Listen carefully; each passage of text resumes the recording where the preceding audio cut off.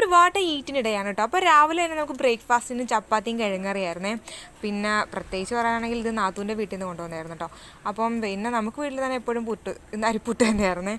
അപ്പോൾ ഞാൻ കഴിച്ചത് ചപ്പാത്തിയും കിഴങ്ങറിയായിരുന്നു കേട്ടോ. അപ്പം അതായത് നാത്തൂൻ്റെ മോൻ ഇവിടെ കൊണ്ടുവന്നിട്ടുണ്ടായിരുന്നു. അപ്പോൾ അവന് വേണ്ടി കൊണ്ടുവന്നത്, പക്ഷേ അവന് പുട്ടാണ് ഇഷ്ടം. അപ്പോൾ പുട്ട് കഴിച്ചു.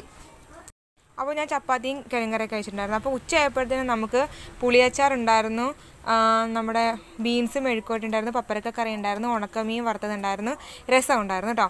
അപ്പോൾ ഇത്രയും കൂട്ടിയിട്ടായിരുന്നു കറി ഉണ്ടായിരുന്നത്.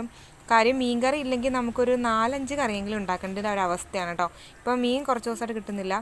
അപ്പോൾ രാത്രി ആയപ്പോഴത്തേനും നമുക്ക് മത്തി കുറച്ച് കിട്ടിയിട്ടുണ്ടായിരുന്നു. അപ്പം മത്തിക്കറി വെച്ചതും പുളി, ഉണക്കമീൻ വറുത്തതിൻ്റെ ഗ്രേവി നമ്മുടെ ആ സബോളയൊക്കെ കൂട്ടി ചേർത്ത് കഴിച്ചു.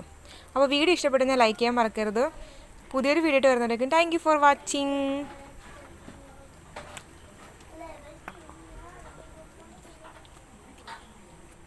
ഹലോ കൂട്ടുകാരെ, അപ്പോൾ ഒരു വാട്ട ഈറ്റിനിടെയാണ് കേട്ടോ. അപ്പോൾ രാവിലെ തന്നെ നമുക്ക് ബ്രേക്ക്ഫാസ്റ്റിന് ചപ്പാത്തിയും കിഴങ്ങറിയായിരുന്നേ.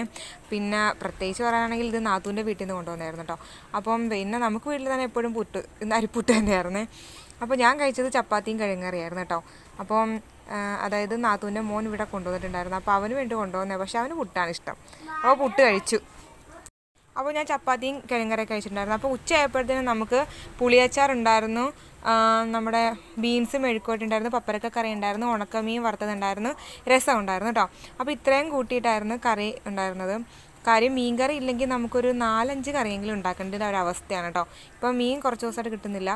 അപ്പോൾ രാത്രി ആയപ്പോഴത്തേനും നമുക്ക് മത്തി കുറച്ച് കിട്ടിയിട്ടുണ്ടായിരുന്നു. അപ്പം മത്തിക്കറി വെച്ചതും പുളി, ഉണക്കമീൻ വറുത്തതിൻ്റെ ഗ്രേവി നമ്മുടെ ആ സബോളയൊക്കെ കൂട്ടി ചേർത്ത് കഴിച്ചു.